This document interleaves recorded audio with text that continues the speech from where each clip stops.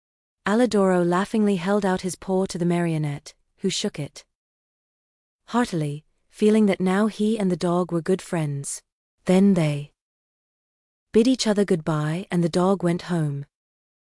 Pinocchio, left alone, walked toward a little hut nearby, where an old man sat at the door sunning himself, and asked, "Tell me, good man, have you heard anything of a poor boy with a wounded head, whose name was Eugene? The boy was brought to this hut and now he is dead?" Pinocchio interrupted sorrowfully. "No, he is now alive and he has already returned home." "Really? Really?" cried the marionette, jumping around with joy. "Then the wound was not serious." "But it might have been, and even mortal," answered the old man, "for a heavy book was thrown at his head." "And who threw it?" "A schoolmate of his, a certain Pinocchio." "And who is this Pinocchio?" asked the marionette, feigning ignorance. "They say he is a mischief maker, a tramp, a street urchin." "Calumnies. All calumnies. Do you know this Pinocchio?" "By sight," answered the marionette. "And what do you think of him?" asked the old man. "I think he's a very good boy, fond of study, obedient, kind to his father, and to his whole family." As he was telling all these enormous lies about himself, Pinocchio touched his nose and found it twice as long as it should be. Scared out of his wits, he cried out, Don't listen to me, good man. All the wonderful things I have said are not true at all. I know Pinocchio well, and he is indeed a very wicked fellow, lazy and disobedient, who instead of going to school, runs away with his playmates to have a good time. At this speech, his nose returned to its natural size. Why are you so pale? The old man asked suddenly.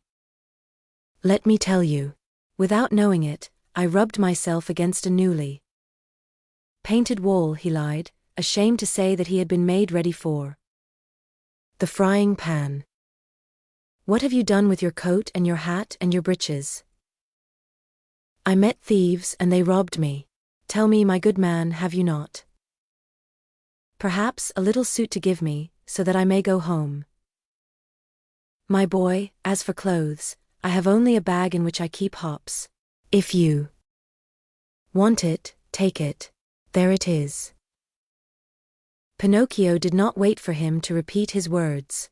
He took the bag, which happened to be empty, and after cutting a big hole at the top and 2 at the sides, he slipped into it as if it were a shirt, lightly clad as he was. He started out toward the village.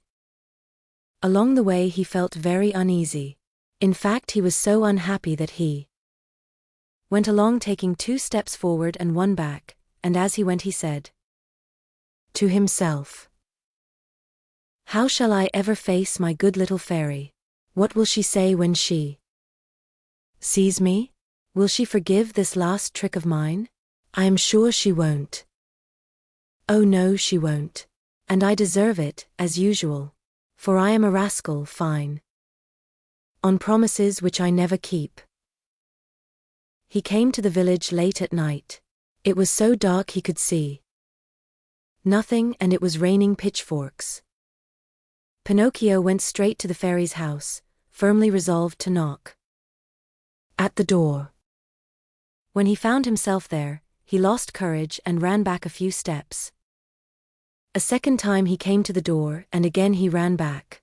A third time he repeated his performance.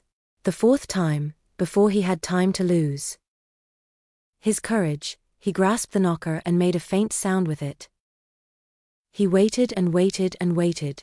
Finally, after a full half-hour, a top-floor window, the house had 4 stories, opened, and Pinocchio saw a large snail look out. A tiny light glowed on top of her head. Who knocks at this late hour? She called. Is the fairy home? Asked the marionette. The fairy is asleep and does not wish to be disturbed. Who are you? It is I. Who's I? Pinocchio. Who is Pinocchio? The marionette, the one who lives in the fairy's house. Oh, I understand, said the snail. Wait for me there. I'll come down to open the door for you. Hurry, I beg of you, for I am dying of cold. My boy, I am a snail and snails are never in a hurry. An hour passed, 2 hours, and the door was still closed. Pinocchio, who was trembling with fear and shivering from the cold rain on his back, knocked a second time, this time louder than before. At that second knock, a window on the 3rd floor opened and the same snail looked out. Dear little snail, cried Pinocchio from the street. I have been waiting 2 hours for you. And 2 hours on a dreadful night like this are as long as 2 years. Hurry, please. My boy, answered the snail in a calm, peaceful voice, my dear boy, I am a snail and snails are never in a hurry.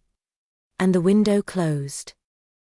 A few minutes later midnight struck, then 1 o'clock, 2 o'clock, and the door still remained closed. Then Pinocchio, losing all patience, grabbed the knocker with both hands, fully determined to awaken the whole house and street with it. As soon as he touched the knocker, however, it became an eel and wiggled away into the darkness. Really? Cried Pinocchio, blind with rage. If the knocker is gone, I can still use my feet. He stepped back and gave the door a most solemn kick. He kicked so hard that his foot went straight through the door and his leg followed almost to the knee. No matter how he pulled and tugged, he could not pull it out. There he stayed as if nailed to the door. Poor Pinocchio. The rest of the night he had to spend with one foot through the door and the other one in the air. As dawn was breaking, the door finally opened. That brave little animal, the snail, had taken exactly 9 hours to go from the 4th floor to the street. How she must have raced. What are you doing with your foot through the door? She asked the marionette, laughing. It was a misfortune. Won't you try, pretty little snail, to free me from this terrible torture? My boy, we need a carpenter here, and I have never been one. Ask the fairy to help me. The fairy is asleep and does not want to be disturbed. But what do you want me to do, nailed to the door like this? Enjoy yourself counting the ants which are passing by. Bring me something to eat at least, for I am faint with hunger. Immediately. In fact, after 3 hours and a half, Pinocchio saw her return with a silver tray on her head. On the tray there was bread, roast chicken, fruit. Here is the breakfast the fairy sends to you, said the snail. At the sight of all these good things, the marionette felt much better. What was his disgust, however, when on tasting the food, he found the bread to be made of chalk, the chicken of cardboard, and the brilliant fruit of colored alabaster. He wanted to cry, he wanted to give himself up to despair, he wanted to throw away the tray and all that was on it. Instead, either from pain or weakness, he fell to the floor in a dead faint. When he regained his senses, he found himself stretched out on a sofa. And the fairy was seated near him. This time also I forgive you, said the fairy to him. But be careful not to get into mischief again. Pinocchio promised to study and to behave himself. And he kept his word. For the remainder of the year. At the end of it, he passed first in all his examinations, and his report was so good that the fairy said to him, happily, tomorrow your wish will come true. And what is it? Tomorrow you will cease to be a marionette and will become a real boy. Pinocchio was beside himself with joy. All his friends and schoolmates must be invited to celebrate the great event. The fairy promised to prepare 200 cups of coffee and milk and 400 slices of toast buttered on both sides. The day promised to be a very gay and happy one, but unluckily, in a marionette's life there's always a but which is apt to spoil everything. Chapter 30. Pinocchio, instead of becoming a boy, runs away to the land of toys with his friend, Lampwick. Coming at last out of the surprise into which the fairy's words had thrown him, Pinocchio asked for permission to give out the invitations. Indeed, you may invite your friends to tomorrow's party. Only remember to return home before dark. Do you understand? I'll be back in 1 hour without fail, answered the marionette. Take care, Pinocchio. Boys give promises very easily, but they as easily forget them. But I am not like those others. When I give my word I keep it. We shall see. In case you do disobey, you will be the one to suffer. Not anyone else. Why? Because boys who do not listen to their elders always come to grief. I certainly have, said Pinocchio, but from now on I obey. We shall see if you are telling the truth. Without adding another word, the marionette bade the good fairy goodbye. And singing and dancing, he left the house. In a little more than an hour, all his friends were invited. Some accepted quickly and gladly. Others had to be coaxed, but when they heard that the toast was to be buttered on both sides, they all ended by accepting the invitation with the words, "We'll come to please you." Now it must be known that among all his friends, Pinocchio had one whom he loved most of all. The boy's real name was Romeo, but everyone called him Lampwick, for he was long and thin and had a woebegone look about him. Lampwick was the laziest boy in the school and the biggest mischief maker, but Pinocchio loved him dearly.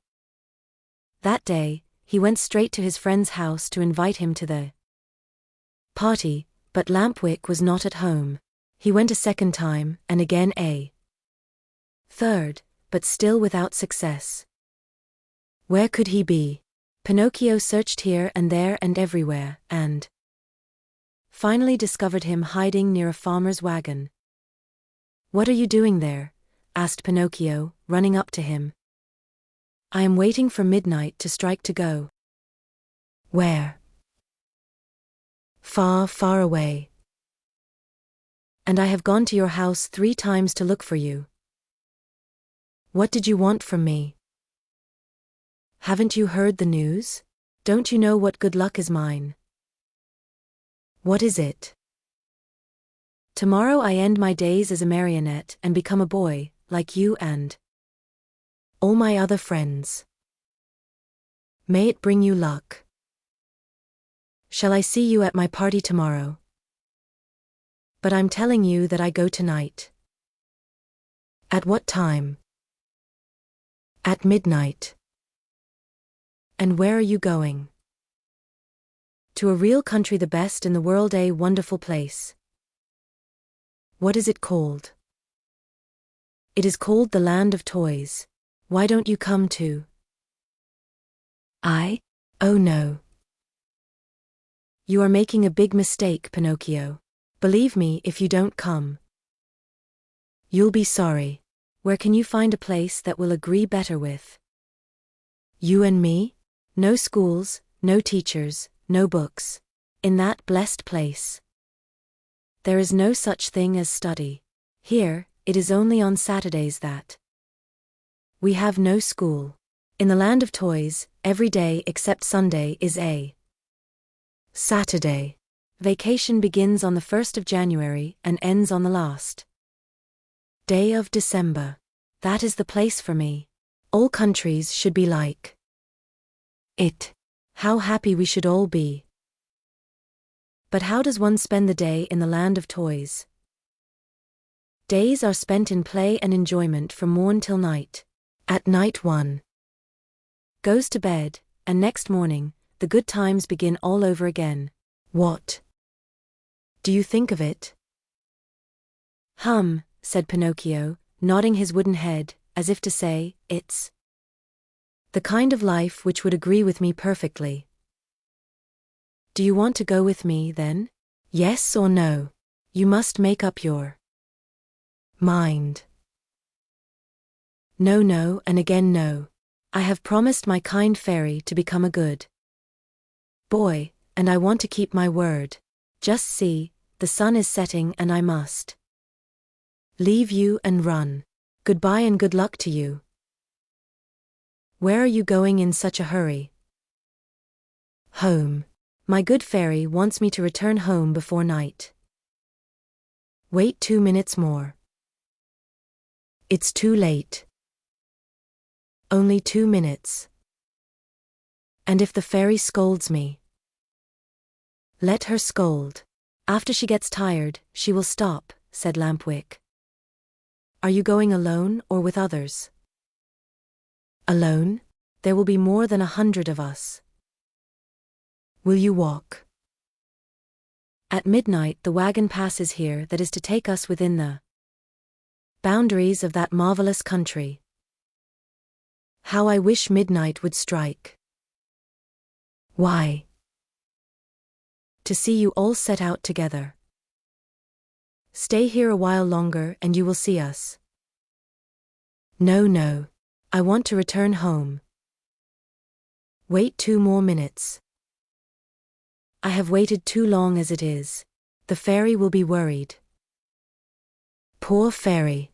Is she afraid the bats will eat you up? Listen, Lampwick, said the marionette, are you really sure that?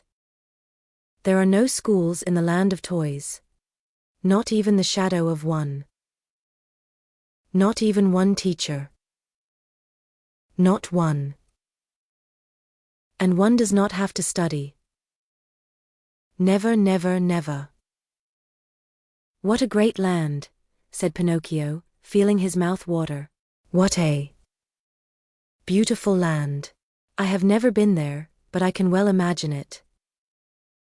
Why don't you come too? It is useless for you to tempt me. I told you I promised my good fairy to behave myself, and I am going to keep my word. Goodbye then, and remember me to the grammar schools, to the high schools, and even to the colleges if you meet them on the way. Goodbye, Lampwick. Have a pleasant trip, enjoy yourself, and remember your friends once in a while. With these words, the marionette started on his way home, turning once more to his friend, he asked him. But are you sure that, in that country, each week is composed of 6 Saturdays and 1 Sunday? Very sure. And that vacation begins on the 1st of January and ends on the 31st of December. Very, very sure. What a great country, repeated Pinocchio, puzzled as to what to do. Then, in sudden determination, he said hurriedly, Goodbye for the last time, and good luck. Goodbye. How soon will you go? Within 2 hours. What a pity. If it were only 1 hour, I might wait for you. And the fairy? By this time I'm late, and 1 hour more or less makes very little difference. Poor Pinocchio. And if the fairy scolds you? Oh, I'll let her scold. After she gets tired, she will stop. In the meantime, the night became darker and darker. All at once in the distance a small light flickered. A queer sound could be heard, soft as a little bell, and faint and muffled like the buzz of a faraway mosquito. There it is, cried Lampwick, jumping to his feet. What? Whispered Pinocchio. The wagon which is coming to get me. For the last time, are you coming? Or not? But is it really true that in that country boys never have to study? Never, never, never. What a wonderful, beautiful, marvelous country. OHH. Chapter 31. After 5 months of play, Pinocchio wakes up one fine morning and finds a great surprise awaiting him. Finally the wagon arrived. It made no noise, for its wheels were bound with straw and rags. It was drawn by 12 pair of donkeys, all of the same size, but all of different color. Some were gray, others white, and still others a mixture of brown and black. Here and there were a few with large yellow and blue stripes. The strangest thing of all was that those 24 donkeys, instead of being iron-shod like any other beast of burden, had on their feet laced shoes made of leather, just like the ones boys wear. And the driver of the wagon?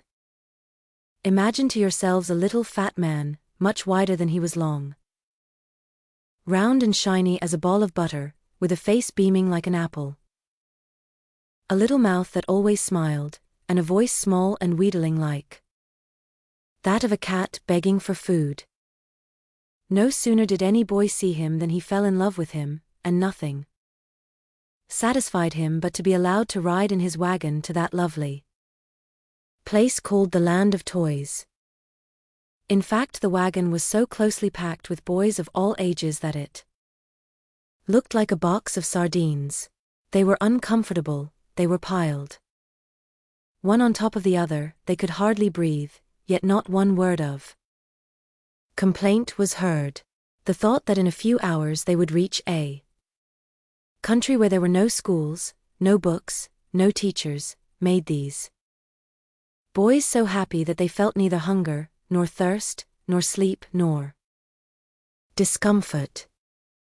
No sooner had the wagon stopped than the little fat man turned to Lampwick. With bows and smiles, he asked in a wheedling tone, "Tell me, my fine boy, do you also want to come to my wonderful country?" "Indeed I do. But I warn you, my little dear, there's no more room in the wagon. It is full." "Never mind," answered Lampwick. "If there's no room inside, I can sit on the top of the coach." And with one leap, he perched himself there. "What about you, my love?" asked the little man, turning politely to Pinocchio. "What are you going to do? Will you come with us, or do you stay here?" "I stay here," answered Pinocchio. "I want to return home, as I prefer to study and to succeed in life." "May that bring you luck." "Pinocchio," Lampwick called out, "listen to me. Come with us and we'll always be happy." "No, no, no. Come with us and we'll always be happy," cried 4 other voices from the wagon. "Come with us and we'll always be happy," shouted the 100 and more boys in the wagon, all together. "And if I go with you, what will my good fairy say?" asked the marionette, who was beginning to waver and weaken in his good resolutions. "Don't worry so much. Only think that we are going to a land where we shall be allowed to make all the racket we like from morning till night." Pinocchio did not answer, but sighed deeply once, twice, a third time. Finally, he said, "Make room for me. I want to go too." "The seats are all filled," answered the little man, "but to show you how much I think of you, take my place as coachman." "And you?" "I'll walk." "No, indeed. I could not permit such a thing. I much prefer riding one of these donkeys," cried Pinocchio. No sooner said than done.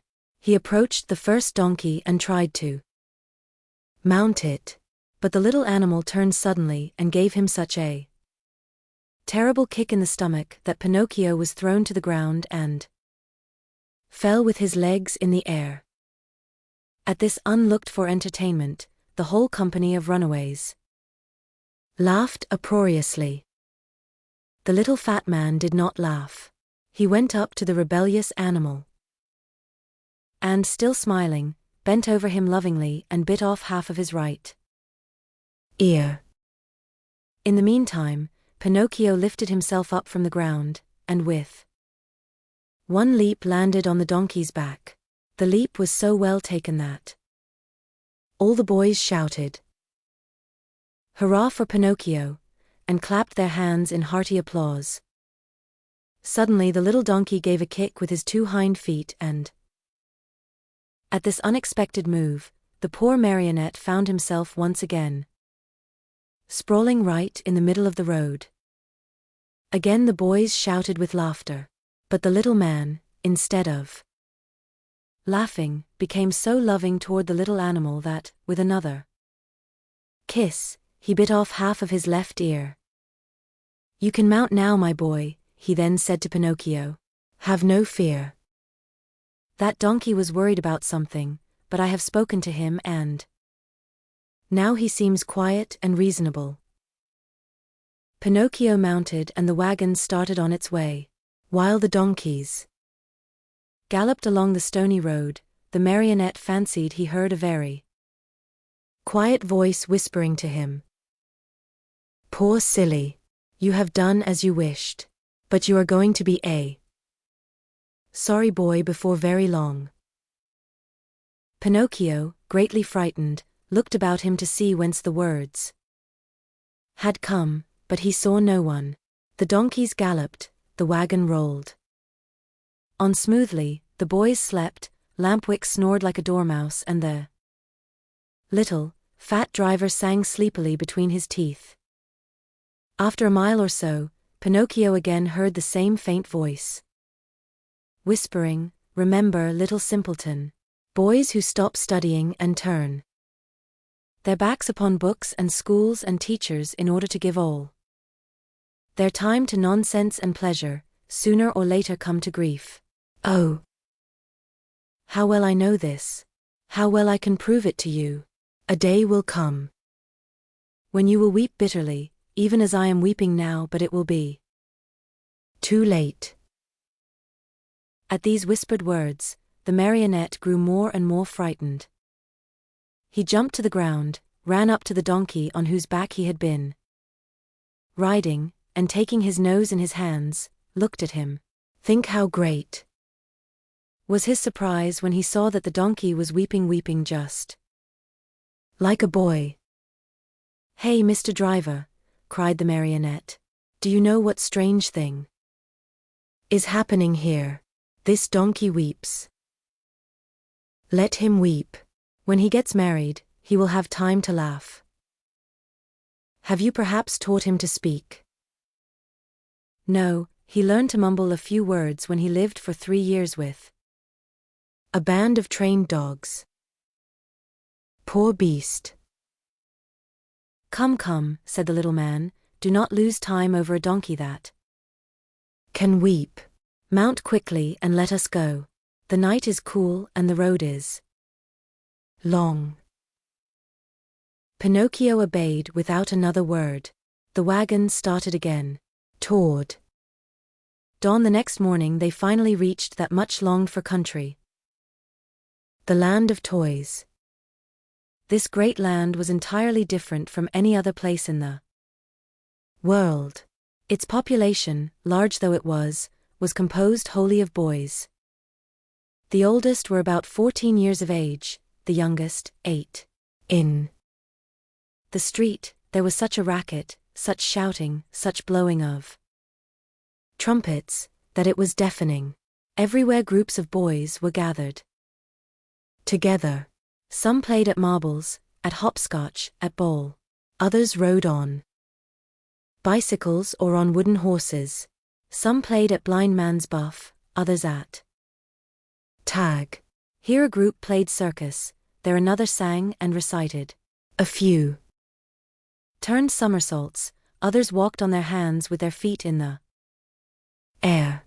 Generals in full uniform leading regiments of cardboard soldiers passed by.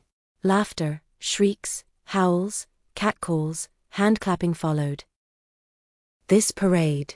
One boy made a noise like a hen, another like a rooster, and a third imitated a lion in his den. Altogether they created such a pandemonium that it would have been necessary for you to put cotton in your ears. The squares were filled with small wooden theaters, overflowing with boys from morning till night, and on the walls of the houses, written with charcoal, were words like these: "Hurrah for the land of toys. Down with arithmetic. No more school." As soon as they had set foot in that land, Pinocchio, Lampwick, and all the other boys who had traveled with them started out on a tour of investigation. They wandered everywhere, they looked into every nook and corner, house and theater. They became everybody's friend. Who could be happier than they? What with entertainments and parties, the hours, the days, the weeks, passed like lightning. "Oh, what a beautiful life this is," said Pinocchio each time that by chance he met his friend Lampwick. "Was I right or wrong?" answered Lampwick. "And to think you did not want to come. To think that even yesterday the idea came into your head to return home to see your fairy and to start studying again. If today you are free from pencils and books and school, you owe it to me too. My advice, to my care. Do you admit it? Only true friends count, after all." "It's true, Lampwick, it's true. If today I am a really happy boy, it is all because of you. And to think that the teacher, when speaking of you, used to say, 'Do not go with that Lampwick. He is a bad companion, and some day he will lead you astray.'" "Poor teacher," answered the other, nodding his head. "Indeed I know how much he disliked me and how he enjoyed speaking ill of me. But I am of a generous nature, and I gladly forgive him." "Great soul," said Pinocchio, fondly embracing his friend. 5 months passed, and the boys continued playing and enjoying themselves from morn till night, without ever seeing a book, or a desk, or a school. But, my children, there came a morning when Pinocchio awoke and found a great surprise awaiting him, a surprise which made him feel very unhappy, as you shall see. Chapter 32. Pinocchio's ears become like those of a donkey. In a little while he changes into a real donkey and begins to bray. Everyone, at one time or another, has found some surprise awaiting him, of the kind which Pinocchio had on that eventful morning of his life. There are but few. What was it? I will tell you, my dear little readers. On awakening, Pinocchio put his hand up to his head, and there he found. Guess. He found that, during the night, his ears had grown at least 10 full inches. You must know that the marionette, even from his birth, had very small ears, so small indeed that to the naked eye they could hardly be seen.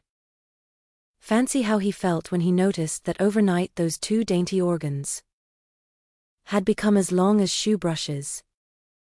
He went in search of a mirror, but not finding any, he just filled a basin with water and looked at himself. There he saw what he never could have wished to see. His manly figure was adorned and enriched by a beautiful pair of donkey's ears. I leave you to think of the terrible grief, the shame, the despair of the poor marionette.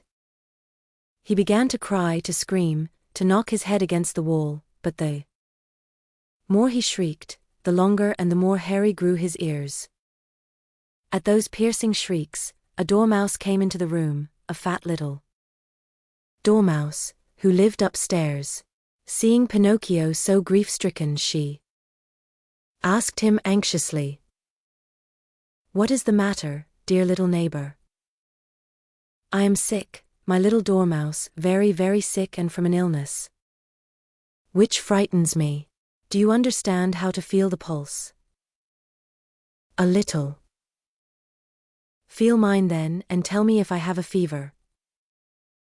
The dormouse took Pinocchio's wrist between her paws and, after a few minutes, looked up at him sorrowfully and said, "My friend, I am sorry, but I must give you some very sad news." "What is it?" "You have a very bad fever." "But what fever is it?" "The donkey fever." "I don't know anything about that fever," answered the marionette, beginning to understand even too well what was happening to him. "Then I will tell you all about it," said the dormouse. "Know then that within 2 or 3 hours, you will no longer be a marionette, nor a boy." "What shall I be?" "Within 2 or 3 hours you will become a real donkey, just like the ones that pull the fruit carts to market. "Oh, what have I done? What have I done?" cried Pinocchio, grasping his two long ears in his hands and pulling and tugging at them angrily, just as if they belonged to another. "My dear boy," answered the Dormouse to cheer him up a bit, "why worry? Now, what is done cannot be undone, you know. Fate has decreed that all lazy boys who come to hate books and schools and teachers and spend all their days with toys and games must sooner or later turn into donkeys." "But is it really so?" asked the Marionette, sobbing bitterly. "I am sorry to say it is. And tears now are useless. You should have thought of all this before. But the fault is not mine. Believe me, little Dormouse, the fault is all Lampwick's." "And who is this Lampwick?" "A classmate of mine. I wanted to return home. I wanted to be obedient. I wanted to study and to succeed in school, but Lampwick said to me, 'Why do you want to waste your time studying? Why do you want to go to school? Come with me to the land of toys. There we'll never study again. There we can enjoy ourselves and be happy from morn till night.' And why did you follow the advice of that false friend?" "Why, because, my dear little Dormouse, I am a heedless Marionette, heedless and heartless. Oh, if I had only had a bit of heart, I should never have abandoned that good fairy, who loved me so well and who has been so kind to me. And by this time I should no longer be a marionette. I should have become a real boy, like all these friends of mine. Oh, if I meet Lampwick, I am going to tell him what I think of him and more too." After this long speech, Pinocchio walked to the door of the room. But when he reached it, remembering his donkey ears, he felt ashamed to show them to the public and turned back. He took a large cotton bag from a shelf, put it on his head, and pulled it far down to his very nose. Thus adorned, he went out. He looked for Lampwick everywhere, along the streets, in the squares, inside the theaters, everywhere, but he was not to be found. He asked everyone whom he met about him, but no one had seen him. In desperation, he returned home and knocked at the door. "Who is it?" asked Lampwick from within. "It is I," answered the Marionette. "Wait a minute."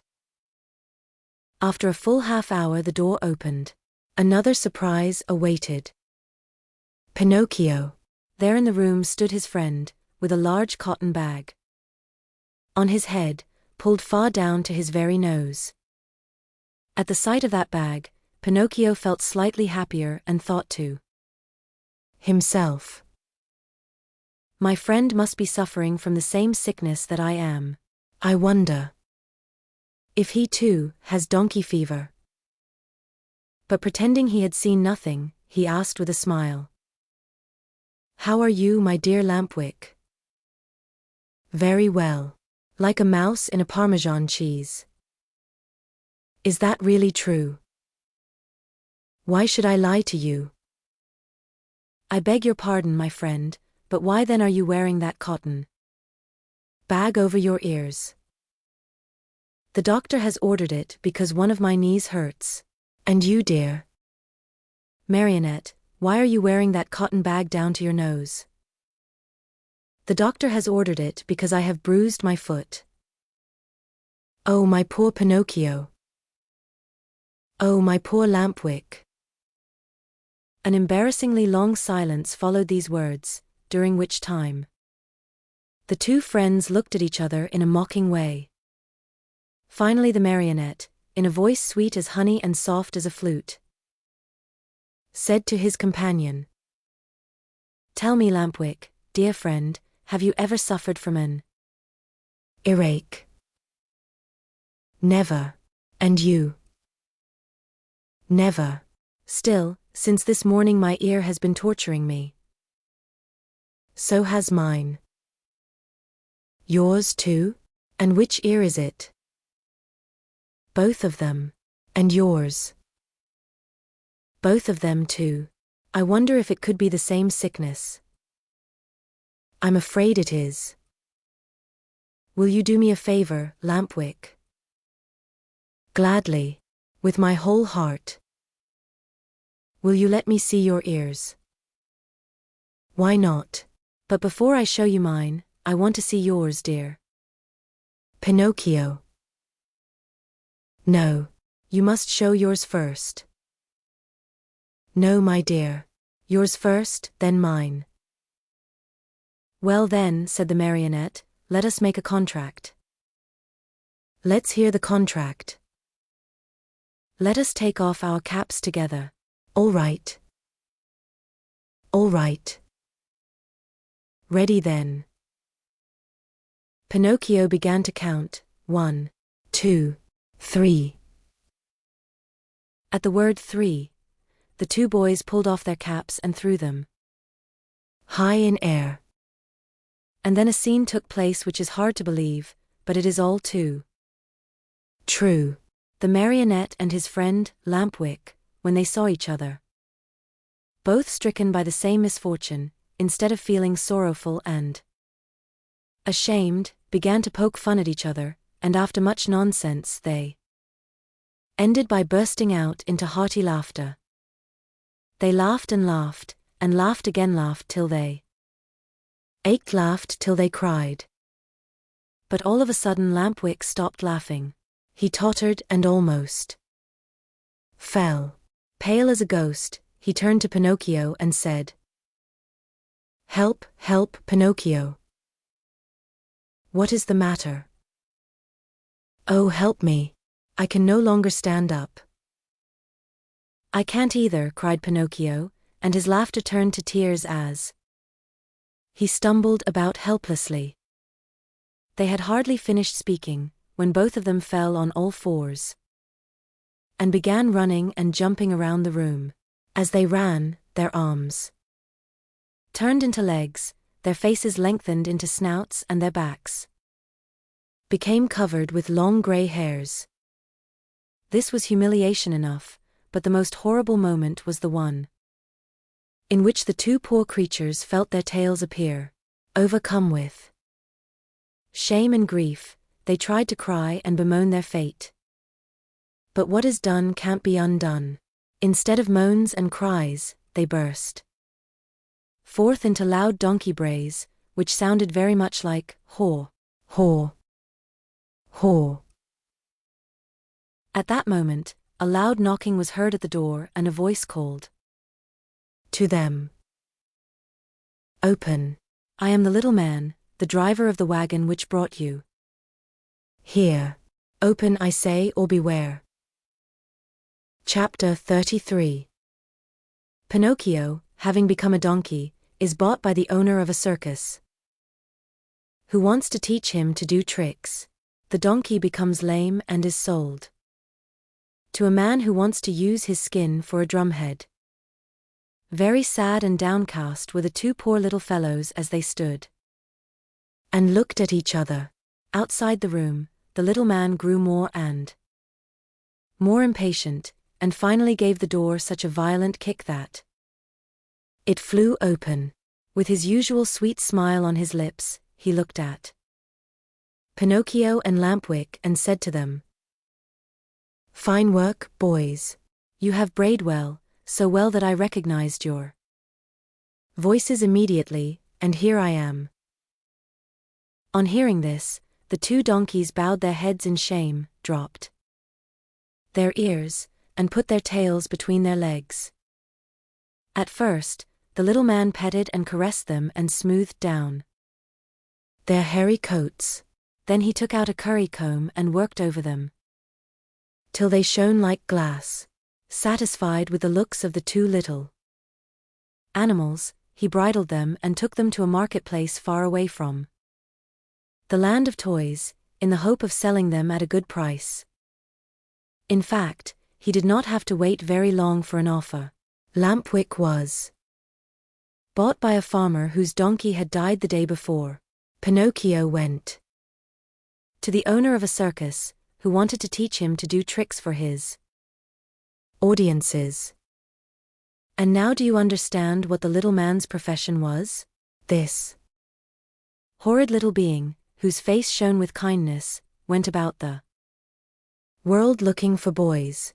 Lazy boys, boys who hated books, boys who wanted to run away from home, boys who were tired of school. All these were his joy and his fortune.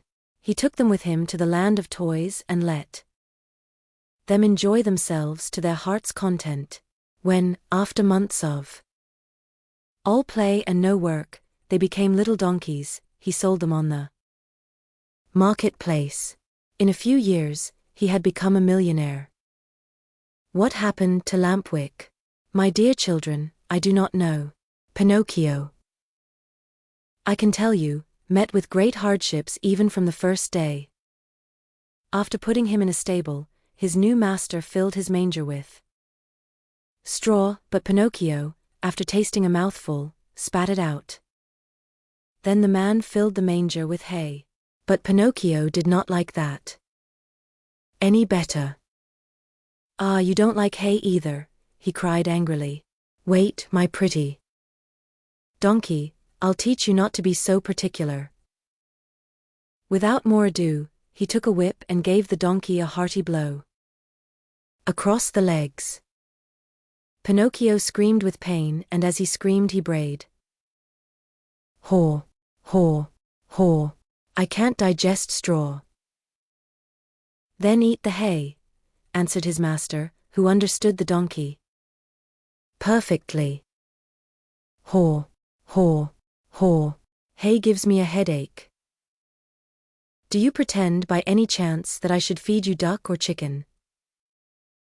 Asked the man again, and angrier than ever, he gave poor Pinocchio another lashing. At that second beating, Pinocchio became very quiet and said no more. After that, the door of the stable was closed and he was left alone. It was many hours since he had eaten anything, and he started to yawn from hunger. As he yawned, he opened a mouth as big as an oven. Finally, not finding anything else in the manger, he tasted the hay. After tasting it, he chewed it well, closed his eyes, and swallowed it. This hay is not bad, he said to himself. But how much happier I should be if I had studied. Just now, instead of hay, I should be eating some good bread and butter. Patience. Next morning, when he awoke, Pinocchio looked in the manger for more hay, but it was all gone. He had eaten it all during the night. He tried the straw, but as he chewed away at it, he noticed to his great disappointment that it tasted neither like rice nor like macaroni. Patience, he repeated as he chewed. If only my misfortune might serve as a lesson to disobedient boys who refuse to study. Patience. Have patience. Patience indeed, shouted his master just then as he came into the stable. Do you think perhaps, my little donkey, that I have brought you here only to give you food and drink? Oh no, you are to help me earn some fine gold pieces, do you hear? Come along now. I am going to teach you to jump and bow, to dance a waltz and a polka, and even to stand on your head. Poor Pinocchio, whether he liked it or not, had to learn all these wonderful things, but it took him 3 long months and cost him many lashings before he was pronounced perfect. The day came at last when Pinocchio's master was able to announce an extraordinary performance. The announcements, posted all around the town, and written in large letters, read thus: Great spectacle tonight. Leaps and exercises by the great artists and the famous horses of the company. First public appearance of the famous donkey called Pinocchio, the star of the dance. The theater will be as light as day. That night, as you can well imagine, the theater was filled to overflowing 1 hour before the show was scheduled to start. Not an orchestra chair could be had, not a balcony seat, nor a gallery seat, not even for their weight in gold. The place swarmed with boys and girls of all ages and sizes, wriggling and dancing about in a fever of impatience to see the famous donkey dance. When the first part of the performance was over, the owner and manager of the circus, in a black coat, white knee breeches, and patent leather boots, presented himself to the public and in a loud, pompous voice made the following announcement. Most honored friends, gentlemen and ladies, your humble servant, the manager of this theater, presents himself before you tonight in order to introduce to you the greatest, the most famous donkey in the world, a donkey that has had the great honor in his short life of performing before the kings and queens and emperors of all the great courts of Europe. We thank you for your attention. This speech was greeted by much laughter and applause, and the applause grew to a roar when Pinocchio, the famous donkey, appeared in the circus ring. He was handsomely arrayed, a new bridle of shining leather with buckles of polished brass was on his back, 2 white camellias were tied to his ears, ribbons and tassels of red silk adorned his mane, which was divided into many curls. A great sash of gold and silver was fastened around his waist, and his tail was decorated with ribbons of many brilliant colors. He was a handsome donkey indeed. The manager, when introducing him to the public, added these words. Most honored audience, I shall not take your time tonight to tell you of the great difficulties which I have encountered while trying to tame this animal, since I found him in the wilds of Africa. Observe, I beg of you, the savage look of his eye, all the means used by centuries of civilization in subduing wild beasts failed in this case. I had finally to resort to the gentle language of the whip in order to bring him to my will. With all my kindness, however, I never succeeded in gaining my donkey's love. He is still today as savage as the day I found him. He still fears and hates me, but I have found in him one great redeeming feature. Do you see this little bump on his forehead? It is this bump which gives him his great talent of dancing and using his feet as nimbly as a human being. Admire him, O signori, and enjoy yourselves. I let you now be the judges of my success as a teacher of animals.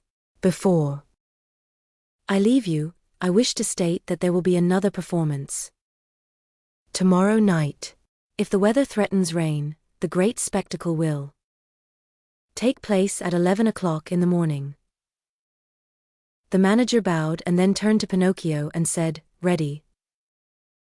Pinocchio, before starting your performance, salute your audience. Pinocchio obediently bent his 2 knees to the ground and remained kneeling until the manager, with the crack of the whip, cried sharply, Walk. The donkey lifted himself on his 4 feet and walked around the ring. A few minutes passed and again the voice of the manager called, Quick step, and Pinocchio obediently changed his step. Gallop, and Pinocchio galloped. Full speed, and Pinocchio ran as fast as he could. As he ran, the master raised his arm and a pistol shot rang in the air. At the shot, the little donkey fell to the ground as if he were really dead. A shower of applause greeted the donkey as he arose to his feet. Cries and shouts and handclappings were heard on all sides. At all that noise, Pinocchio lifted his head and raised his eyes. There, in front of him, in a box sat a beautiful woman. Around her neck she wore a long gold chain, from which hung a large medallion.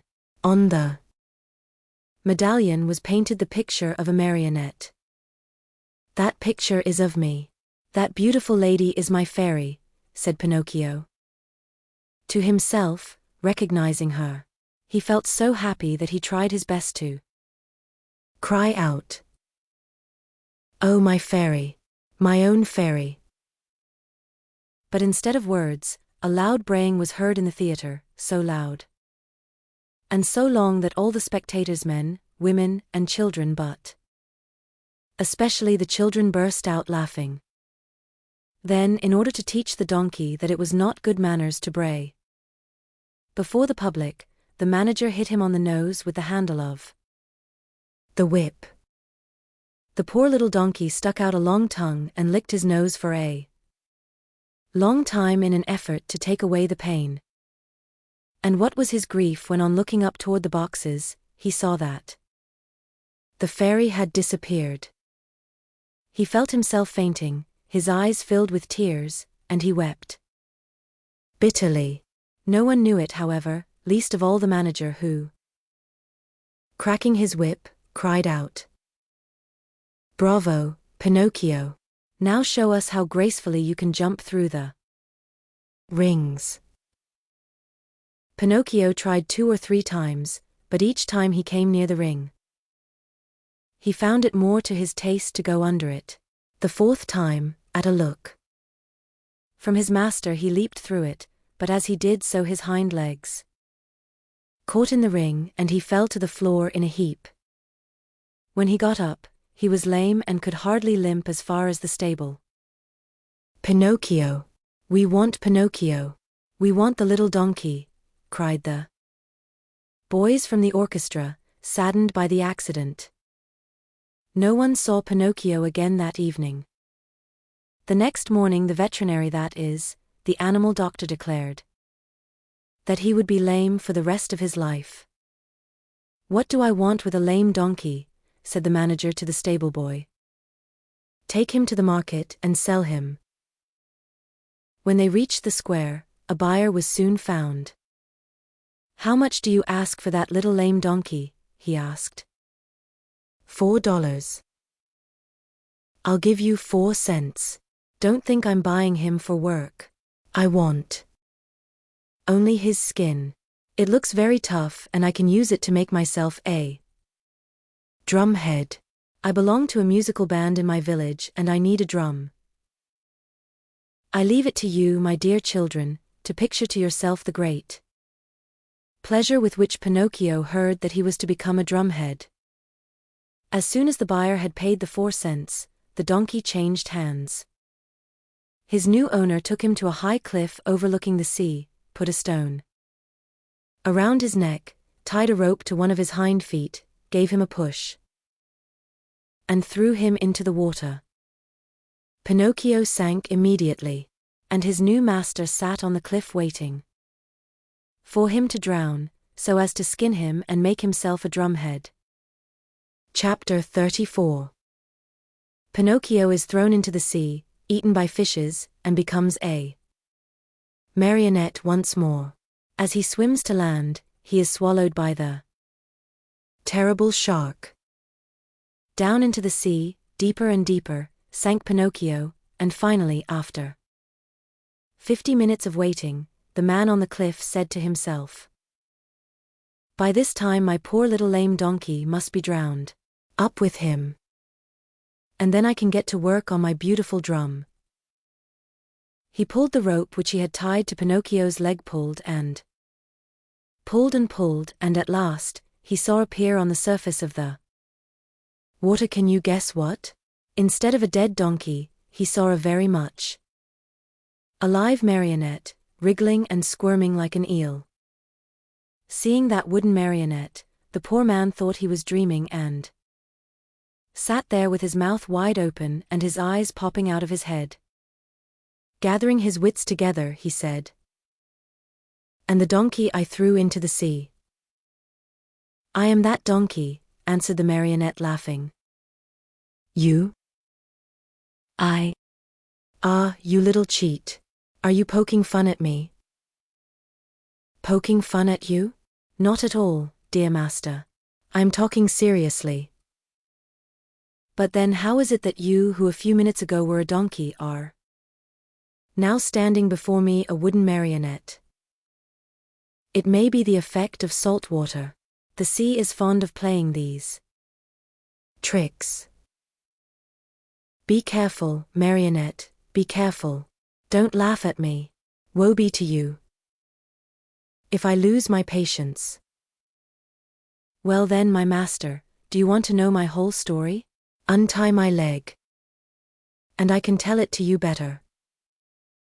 The old fellow, curious to know the true story of the marionette's life, immediately untied the rope which held his foot. Pinocchio, feeling free as a bird of the air, began his tale. Know then that once upon a time, I was a wooden marionette, just as I am today. One day I was about to become a boy, a real boy, but on account of my laziness and my hatred of books, and because I listened to bad companions, I ran away from home.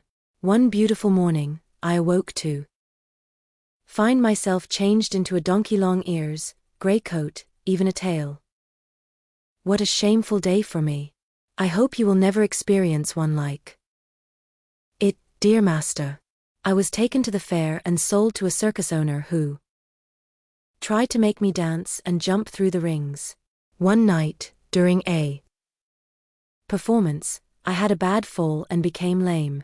Not knowing what to do with a lame donkey, the circus owner sent me to the marketplace, and you bought me. Indeed I did. And I paid 4 cents for you. Now who will return my money to me? But why did you buy me? You bought me to do me harm, to kill me, to make a drumhead out of me. Indeed I did. And now where shall I find another skin? Never mind, dear master. There are so many donkeys in this world. Tell me, impudent little rogue, does your story end here? One more word, answered the marionette, and I am through. After buying me, you brought me here to kill me. But feeling sorry for me, you tied a stone to my neck and threw me to the bottom of the sea. That was very good and kind of you to want me to suffer as little as possible, and I shall remember you always. And now my fairy will take care of me, even if you... Your fairy? Who is she? She is my mother, and like all other mothers who love their children, she never loses sight of me, even though I do not deserve it. And today, this good fairy of mine, as soon as she saw me in danger of drowning, sent 1,000 fishes to the spot where I lay. They thought I was really a dead donkey and began to eat me. What great bites they took! One ate my ears, another my nose, a third my neck and my mane. Some went at my legs and some at my back, and among the others, there was one tiny fish so gentle and polite that he did me the great favor of eating even my tail. From now on, said the man, horrified, I swear I shall never again taste fish. How I should enjoy opening a mullet or a whitefish just to find there the tail of a dead donkey. I think as you do, answered the marionette, laughing. Still you must know that when the fish finished eating my donkey coat, which covered me from head to foot, they naturally came to the bones, or rather, in my case, to the wood, for as you know, I am made of very hard wood.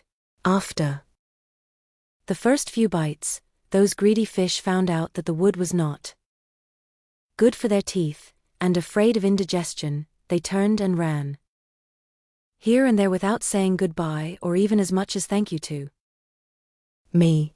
Here, dear master, you have my story. You know now why you found a marionette, and not a dead donkey when you pulled me out of the water." "I laugh at your story," cried the man angrily. "I know that I spent 4 cents to get you, and I want my money back. Do you know what I can do? I'm going to take you to the market once more and sell you as dry firewood." "Very well, sell me. I am satisfied," said Pinocchio. But as he spoke, he gave a quick leap and dived into the sea, swimming away as fast as he could. He cried out, laughing, "Goodbye, master. If you ever need a skin for your drum, remember me." He swam on and on. After a while, he turned around again and called, louder than before, "Goodbye, master. If you ever need a piece of good dry firewood, remember me." In a few seconds he had gone so far he could hardly be seen. All that could be seen of him was a very small black dot moving swiftly on the blue surface of the water, a little black dot which now and then lifted a leg or an arm in the air. One would have thought that Pinocchio had turned into a porpoise playing in the sun. After swimming for a long time, Pinocchio saw a large rock in the middle of the sea, a rock as white as marble. High on the rock stood a little goat, bleating and calling and beckoning to the marionette to come to her. There was something very strange about that little goat. Her coat was not white or black or brown as that of any other goat, but azure, a deep, brilliant color that reminded one of the hair of the lovely maiden. Pinocchio's heart beat fast, and then faster and faster. He redoubled his efforts and swam as hard as he could toward the white rock. He was almost halfway over, when suddenly a horrible sea monster stuck its head out of the water, an enormous head with a huge mouth, wide open, showing 3 rows of gleaming teeth, the mere sight of which would have filled you with fear. Do you know what it was? That sea monster was no other than the enormous shark, which has often been mentioned in this story and which, on account of its cruelty, had been nicknamed the Attila of the sea by both fish and fishermen. Poor Pinocchio! The sight of that monster frightened him almost to death. He tried to swim away from him, to change his path, to escape. But that immense mouth kept coming nearer and nearer. "Hasten, Pinocchio, I beg you," bleated the little goat on the high rock. And Pinocchio swam desperately with his arms, his body, his legs, his feet. "Quick, Pinocchio, the monster is coming nearer." Pinocchio swam faster and faster, and harder.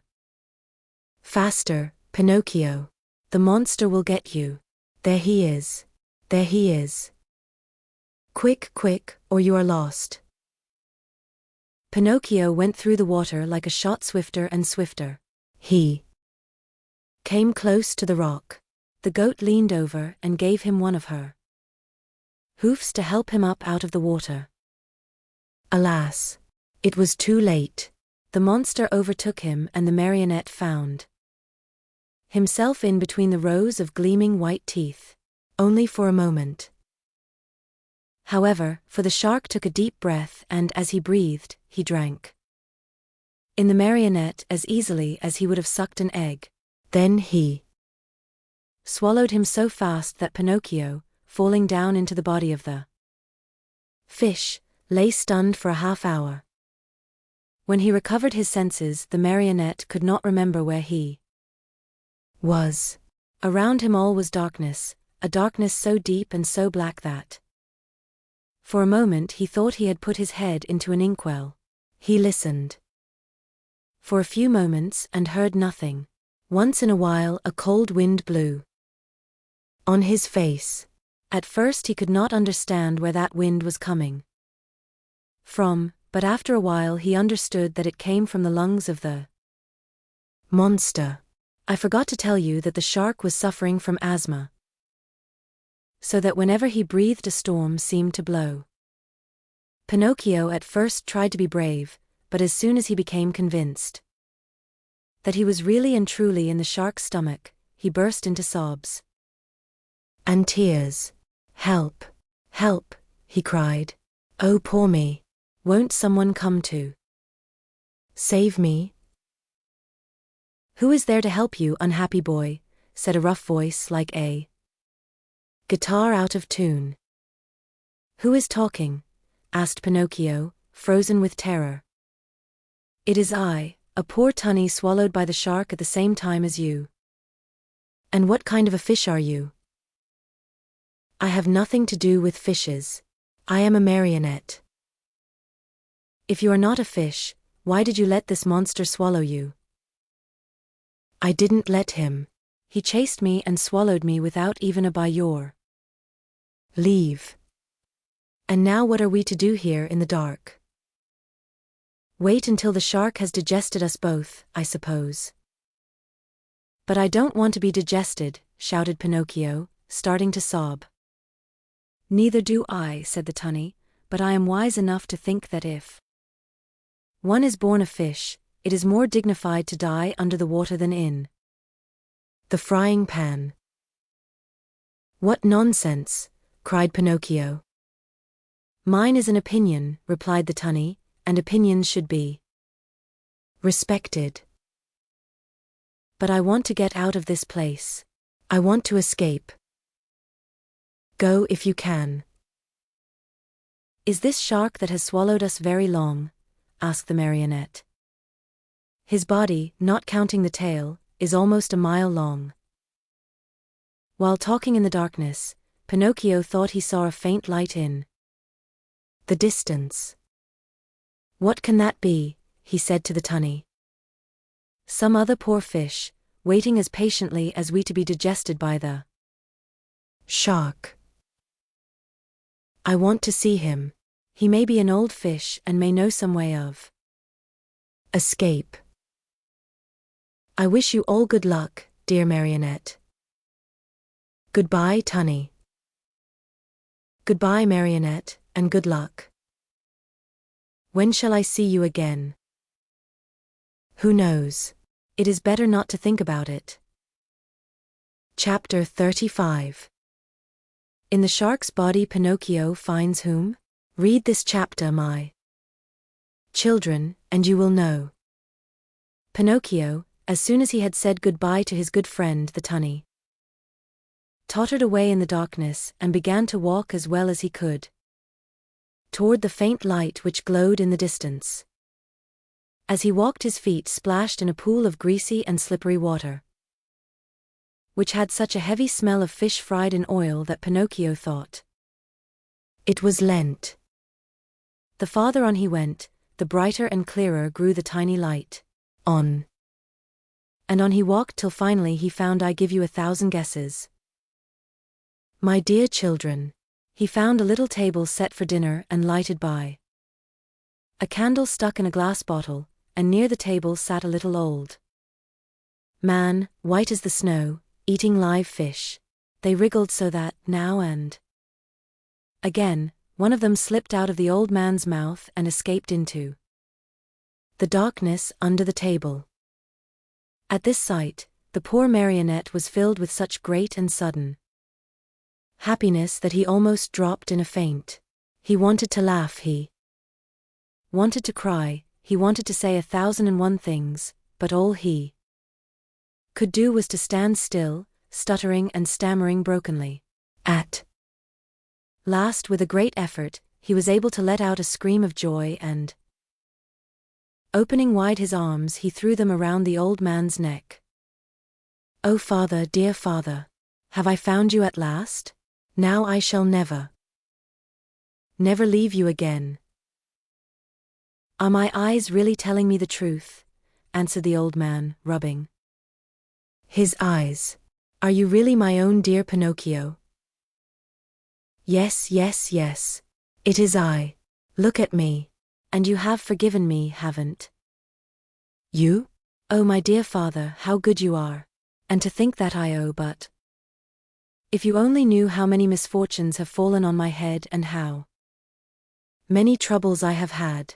Just think that on the day you sold your old coat to buy me my ABC book so that I could go to school, I ran away to the Marionette Theatre, and the proprietor caught me and wanted to burn me to cook his roast lamb. He was the one who gave me the 5 gold pieces for you, but I met the fox and the cat, who took me to the inn of the Red Lobster. There they ate like wolves, and I left the inn alone. And I met the assassins in the wood. I ran and they ran after me, always after me, till they hanged me to the branch of a giant oak tree. Then the fairy of the azure hair sent the coach to rescue me, and the doctors, after looking at me, said, "If he is not dead, then he is surely alive." And then I told a lie, and my nose began to grow. It grew and it grew, till I couldn't get it through the door of the room. And then I went with the fox and the cat to the field of wonders to bury the gold pieces. The parrot laughed at me, and instead of 2,000 gold pieces, I found none. When the judge heard I had been robbed, he sent me to jail to make the thieves happy, and when I came away I saw a fine bunch of grapes hanging on a vine. The trap caught me, and the farmer put a collar on me and made me a watchdog. He found out I was innocent when I caught the weasels, and he let me go. The serpent with the tail that smoked started to laugh, and a vein in his chest broke, and so I went back to the fairy's house. She was dead, and the pigeon, seeing me crying, said to me, "I have seen your father building a boat to look for you in America." And I said to him, "Oh, if I only had wings." And he said to me, "Do you want to go to your father?" And I said, "Perhaps, but how?" And he said, "Get on my back. I'll take you there." We flew all night long, and next morning the fishermen were looking toward the sea, crying, "There is a poor little man drowning," and I knew it was you, because my heart told me so, and I waved to you from the shore. I knew you also, put in Geppetto, and I wanted to go to you, but how could I? The sea was rough, and the whitecaps overturned the boat. Then a terrible shark came up out of the sea, and as soon as he saw me in the water, swam quickly toward me, put out his tongue, and swallowed me as easily as if I had been a chocolate peppermint. And how long have you been shut away in here? From that day to this, 2 long weary years, 2 years, my Pinocchio, which have been like 2 centuries. And how have you lived? Where did you find the candle? And the matches? With which to light it, where did you get them? You must know that, in the storm which swamped my boat, a large ship also suffered the same fate. The sailors were all saved, but the ship went right to the bottom of the sea, and the same terrible shark that swallowed me, swallowed most of it. What? Swallowed a ship? Asked Pinocchio in astonishment. At one gulp. The only thing he spat out was the mainmast, for it stuck in his teeth. To my own good luck, that ship was loaded with meat, preserved foods, crackers, bread, bottles of wine, raisins, cheese, coffee, sugar, wax candles, and boxes of matches. With all these blessings, I have been able to live happily on for 2 whole years, but now I am at the very last crumbs. Today there is nothing left in the cupboard, and this candle you see here is the last one I have. And then, my dear, we'll find ourselves in darkness. Then, my dear father, said Pinocchio, there is no time to lose. We must try to escape. Escape? How? We can run out of the shark's mouth and dive into the sea. You speak well, but I cannot swim, my dear Pinocchio. Why should that matter? You can climb on my shoulders and I, who am a fine swimmer, will carry you safely to the shore. Dreams, my boy, answered Geppetto, shaking his head and smiling sadly. Do you think it possible for a marionette, a yard high, to have the strength to carry me on his shoulders and swim? Try it and see. And in any case, if it is written that we must die, we shall at least die together. Not adding another word, Pinocchio took the candle in his hand and going ahead to light the way, he said to his father, Follow me and have no fear. They walked a long distance through the stomach and the whole body of the shark. When they reached the throat of the monster, they stopped for a while to wait for the right moment in which to make their escape. I want you to know that the shark, being very old and suffering from asthma and heart trouble, was obliged to sleep with his mouth open. Because of this, Pinocchio was able to catch a glimpse of the sky filled with stars, as he looked up through the open jaws of his new home. The time has come for us to escape, he whispered, turning to his father. The shark is fast asleep. The sea is calm and the night is as bright as day. Follow me closely, dear father, and we shall soon be saved. No sooner said than done. They climbed up the throat of the monster till they came to that immense open mouth. There they had to walk on tiptoes, for if they tickled the shark's long tongue he might awaken, and where would they be then? The tongue was so wide and so long that it looked like a country road. The two fugitives were just about to dive into the sea when the shark sneezed very suddenly, and as he sneezed, he gave Pinocchio and Geppetto such a jolt that they found themselves thrown on their backs and dashed once more and very unceremoniously into the stomach of the monster. To make matters worse, the candle went out and father and son were left in the dark. And now? Asked Pinocchio with a serious face. Now we are lost. Why lost? Give me your hand, dear father, and be careful not to slip. Where will you take me? We must try again. Come with me and don't be afraid. With these words Pinocchio took his father by the hand and always walking on tiptoes, they climbed up the monster's throat for a second time.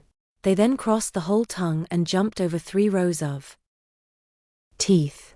But before they took the last great leap, the marionette said to his father, Climb on my back and hold on tightly to my neck. I'll take care of everything else. As soon as Geppetto was comfortably seated on his shoulders, Pinocchio, very sure of what he was doing, dived into the water and started to swim. The sea was like oil, the moon shone in all splendor, and the shark continued to sleep so soundly that not even a cannon shot would have awakened him. Chapter 36. Pinocchio finally ceases to be a marionette and becomes a boy. My dear father, we are saved, cried the marionette. All we have to do now is to get to the shore, and that is easy. Without another word, he swam swiftly away in an effort to reach land as soon as possible. All at once he noticed that Geppetto was shivering and shaking as if with a high fever. Was he shivering from fear or from cold? Who knows?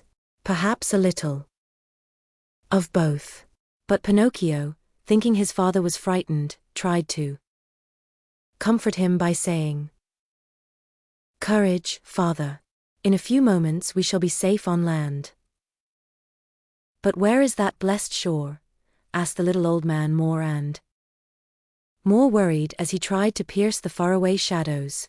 Here I am, searching on all sides, and I see nothing but sea and sky.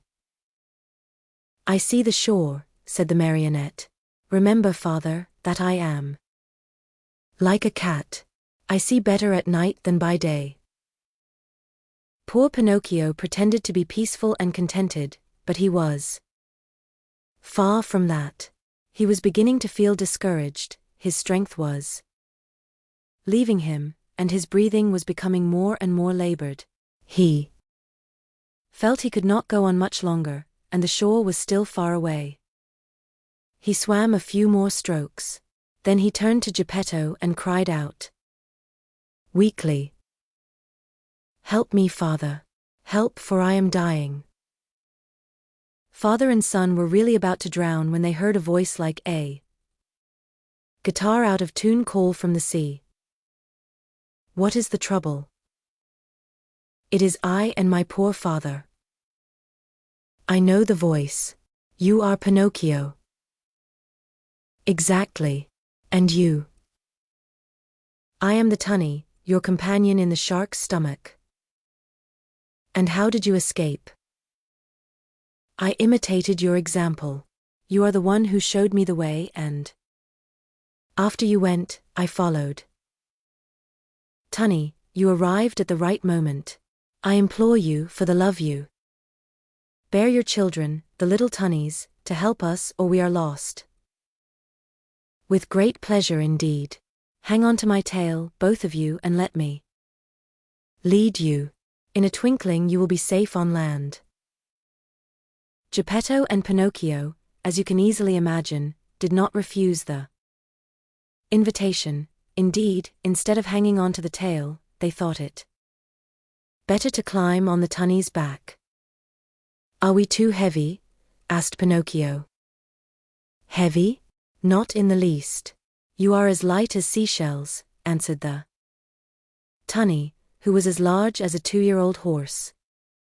As soon as they reached the shore, Pinocchio was the first to jump to the ground to help his old father. Then he turned to the fish and said to him, "Dear friend, you have saved my father, and I have not enough words with which to thank you. Allow me to embrace you as a sign of my eternal gratitude." The tunny stuck his nose out of the water, and Pinocchio knelt on the sand and kissed him most affectionately on his cheek. At this warm greeting, the poor tunny, who was not used to such tenderness, wept like a child. He felt so embarrassed and ashamed that he turned quickly, plunged into the sea, and disappeared. In the meantime day had dawned.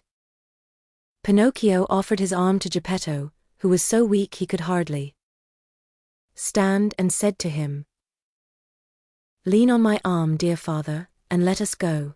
We will walk very, very slowly, and if we feel tired we can rest by the wayside."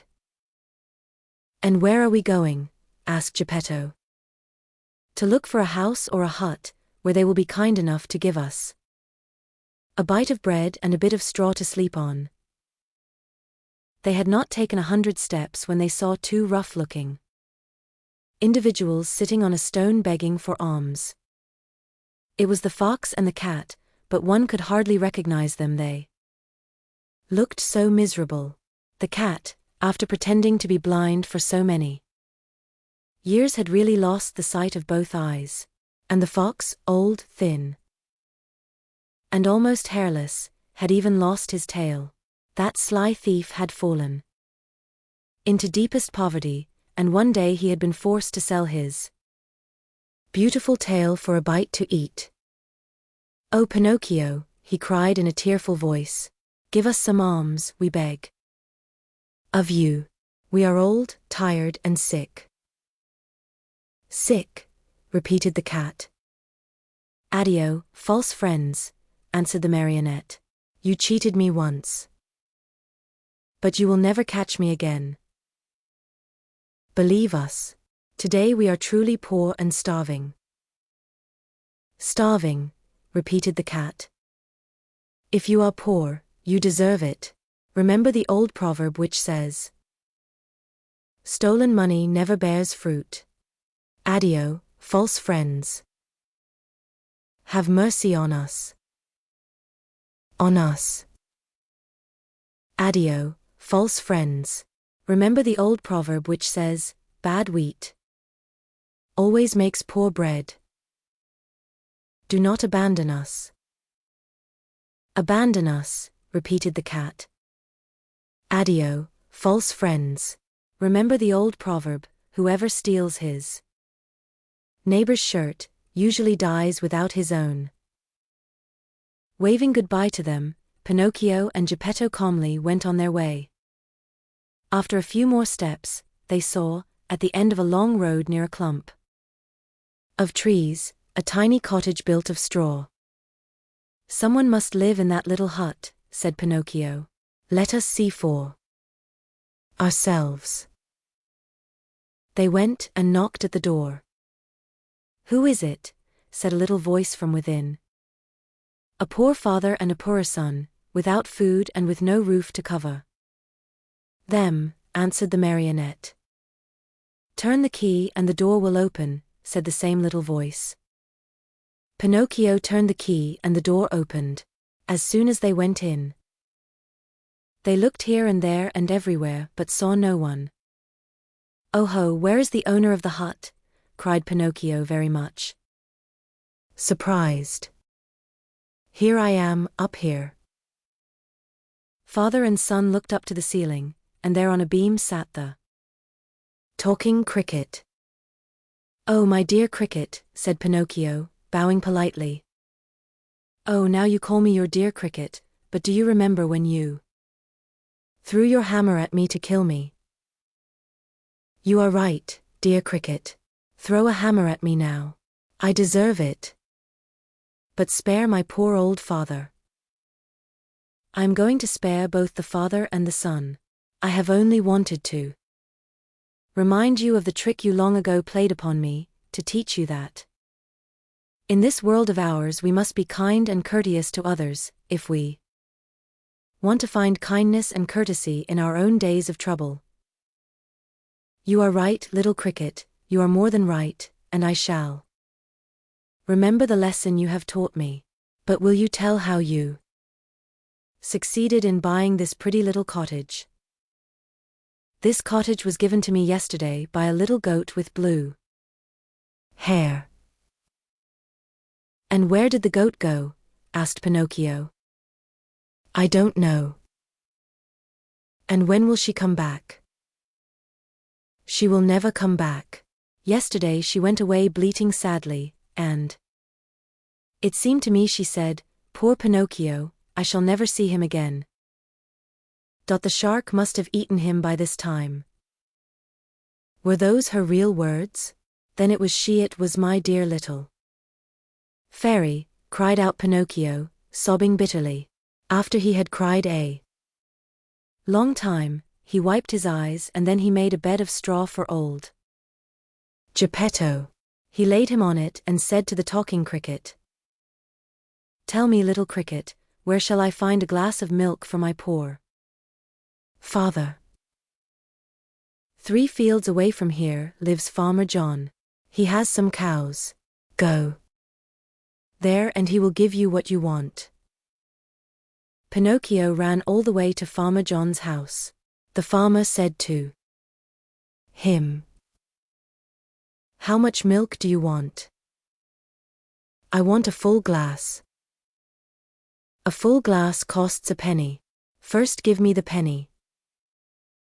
I have no penny, answered Pinocchio, sad and ashamed. Very bad, my marionette, answered the farmer, very bad. If you have no penny, I have no milk. Too bad, said Pinocchio and started to go. Wait a moment, said Farmer John. Perhaps we can come to terms. Do you know how to draw water from a well? I can try. Then go to that well you see yonder and draw 100 bucketfuls of water. Very well. After you have finished, I shall give you a glass of warm sweet milk. I am satisfied. Farmer John took the marionette to the well and showed him how to draw the water. Pinocchio set to work as well as he knew how, but long before. He had pulled up the 100 buckets, he was tired out and dripping with perspiration. He had never worked so hard in his life. "Until today," said the farmer, "my donkey has drawn the water for me. But now that poor animal is dying." "Will you take me to see him?" said Pinocchio. "Gladly." As soon as Pinocchio went into the stable, he spied a little donkey lying on a bed of straw in the corner of the stable. He was worn out from hunger and too much work. After looking at him a long time, he said to himself, "I know that donkey. I have seen him before." And bending low over him, he asked, "Who are you?" At this question, the donkey opened weary, dying eyes and answered in the same tongue, "I am Lampwick." Then he closed his eyes and died. "Oh, my poor Lampwick," said Pinocchio in a faint voice as he wiped his eyes with some straw he had picked up from the ground. "Do you feel so sorry for a little donkey that has cost you nothing?" Said the farmer, "What should I do, I, who have paid my good money for him? But you see, he was my friend." "Your friend?" "A classmate of mine." "What?" shouted Farmer John, bursting out laughing. "What? You had donkeys in your school? How you must have studied." The marionette, ashamed and hurt by those words, did not answer but, taking his glass of milk, returned to his father. From that day on, for more than 5 months, Pinocchio got up every morning just as dawn was breaking and went to the farm to draw water. And every day he was given a glass of warm milk for his poor old father, who grew stronger and better day by day. But he was not satisfied with this. He learned to make baskets of reeds and sold them. With the money he received, he and his father were able to keep from starving. Among other things, he built a rolling chair, strong and comfortable to take his old father out for an airing on bright, sunny days. In the evening the marionette studied by lamplight. With some of the money he had earned, he bought himself a second-hand volume that had a few pages missing, and with that he learned to read in a very short time. As far as writing was concerned, he used a long stick at one end, of which he had whittled a long, fine point. Ink he had none, so he used the juice of blackberries or cherries. Little by little his diligence was rewarded. He succeeded, not only in his studies, but also in his work, and a day came when he put enough money together to keep his old father comfortable and happy. Besides this, he was able to save the great amount of 50 pennies. With it he wanted to buy himself a new suit. One day he said to his father, "I am going to the marketplace to buy myself a coat, a cap, and a pair of shoes. When I come back I'll be so dressed up, you will think I am a rich man." He ran out of the house and up the road to the village, laughing and singing. Suddenly he heard his name called, and looking around to see whence the voice came, he noticed a large snail crawling out of some bushes. "Don't you recognize me?" said the snail. "Yes and no." "Do you remember the snail that lived with the fairy with azure hair?"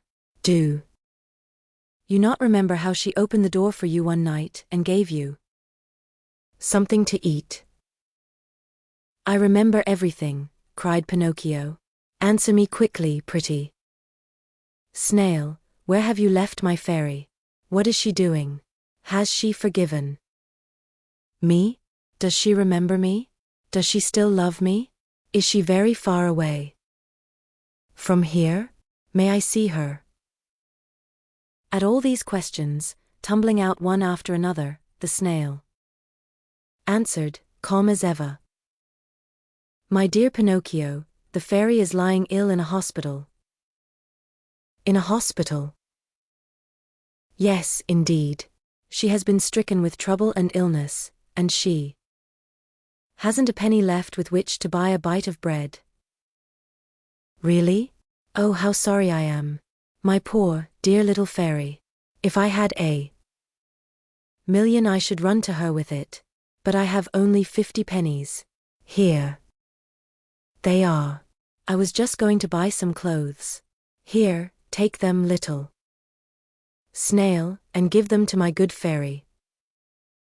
What about the new clothes? What does that matter? I should like to sell these rags I have on to help her more. Go and hurry. Come back here within a couple of days. And I hope to have more money for you. Until today I have worked for my father. Now I shall have to work for my mother also. Goodbye, and I hope to see you soon. The snail, much against her usual habit, began to run like a lizard under a summer sun. When Pinocchio returned home, his father asked him, "And where is the new suit?" "I couldn't find one to fit me. I shall have to look again some other day." That night Pinocchio, instead of going to bed at 10 o'clock, waited until midnight, and instead of making 8 baskets, he made 16. After that he went to bed and fell asleep. As he slept, he dreamed of his fairy, beautiful, smiling and happy, who kissed him and said to him, "Bravo, Pinocchio. In reward for your kind heart, I forgive you for all your old mischief. Boys who love and take good care of their parents, when they are old and sick, deserve praise even though they may not be held up as models of obedience and good behavior. Keep on doing so well, and you will be happy." At that very moment, Pinocchio awoke and opened wide his eyes. What was his surprise and his joy when, on looking himself over, he saw that he was no longer a marionette, but that he had become a real live boy. He looked all about him, and instead of the usual walls of straw he found himself in a beautifully furnished little room, the prettiest he had ever seen. In a twinkling, he jumped down from his bed to look on the chair standing near. There he found a new suit, a new hat, and a pair of shoes. As soon as he was dressed, he put his hands in his pockets and pulled out a little leather purse on which were written the following words: "The fairy with azure hair returns. 50 pennies to her dear Pinocchio. With many thanks for his kind heart." The marionette opened the purse to find the money, and behold, there were 50 gold coins. Pinocchio ran to the mirror. He hardly recognized himself. The bright face of a tall boy looked at him with wide-awake blue eyes, dark brown hair and happy, smiling lips. Surrounded by so much splendor, the marionette hardly knew what he was doing. He rubbed his eyes 2 or 3 times, wondering if he were still asleep or awake, and decided he must be awake. "And where is father?" he cried suddenly. He ran into the next room, and there stood Geppetto, grown years younger overnight, spick and span. In his new clothes and gay as a lark in the morning, he was once more Mastro Geppetto, the wood carver, hard at work on a lovely picture frame, decorating it with flowers and leaves, and heads of animals.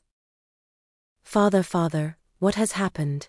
Tell me if you can," cried Pinocchio, as he ran and jumped on his father's neck. "This sudden change in our house is all your doing, my dear Pinocchio," answered Geppetto. "What have I to do with it?" "Just this.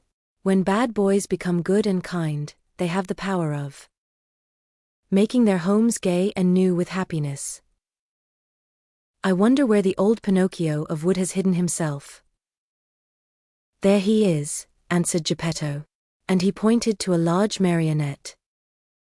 Leaning against a chair, head turned to one side, arms hanging limp, and legs twisted under him. After a long look, Pinocchio said to himself with great content, "How ridiculous I was as a marionette, and how happy I am now that I have become a real boy."